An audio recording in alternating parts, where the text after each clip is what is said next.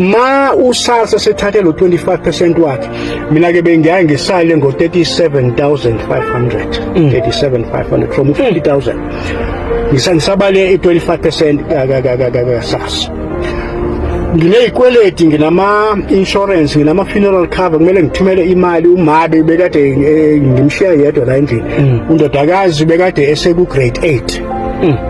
Kumele ngithumele imali ekupheleni kwenyanga ke indodakazi. Ama order ikweleti bengikade ngiba nazo ngenyanga. Bezifika ku 32,000.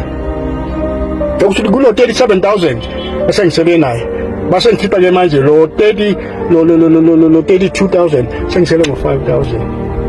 So overall bengade kulo 2 years bengade ngikuzalo bengade ngifola 5,000 a month. Njalo 50,000. Mhlambe abantu abazi ukuthi ngiyabona ayikho imali for thina manje. Ngitheni kini angakhuluma ngale nto la before endeka. Ake ubuke le mali 37,000 uthi yena beka spenda 32,000 ekhaya lakhe asale na 5,000 rand for 2 years. Ngoba lama bills at 32,000 rand. It's obvious ukuthi mhlambe uyabhadala flat la 10,000 beka igroza vele ngeke siyibalekele maybe 5,000 rand or 6 mara bahlala nemntwana munye ukhumbule nema transport and all that. Usala na 5,000, that's pocket money after he has paid everything, his own pocket money.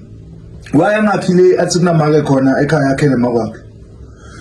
Ngizama kumkhomba ukuthi madoda ma celebrities lamaningi ayasikhosta nawo ukuthi akhale. It is true ukuthi vele imali bayayidla lama agent bayayidla ma companies, but nathi we owe it to ourselves to be disciplined, financially disciplined.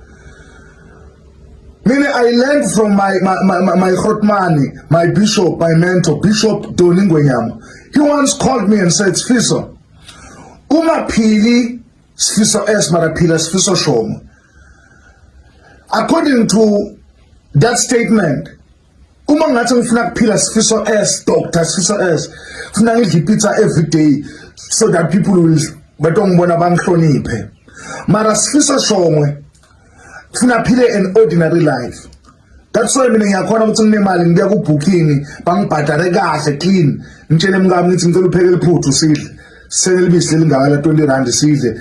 Ngifaka impilo le normal le natural ekhaya lami ukuthi noma ningibona ngicule stage somewhere ngifika khona bangitreat as a celeb or something, but sine life ekufuna siyiphile le ordinary. Bishop Doni told me that and I'm living up to that. I once got umsebenzi at Arnold power station. I worked for 3 months. If I can show you what I did with that money, le mali akhuluma ngayo kakhulu, 37,000 rand for 2 years.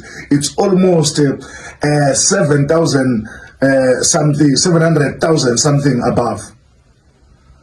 Leo Maleo 300,000 could have built, secured a home for the guy.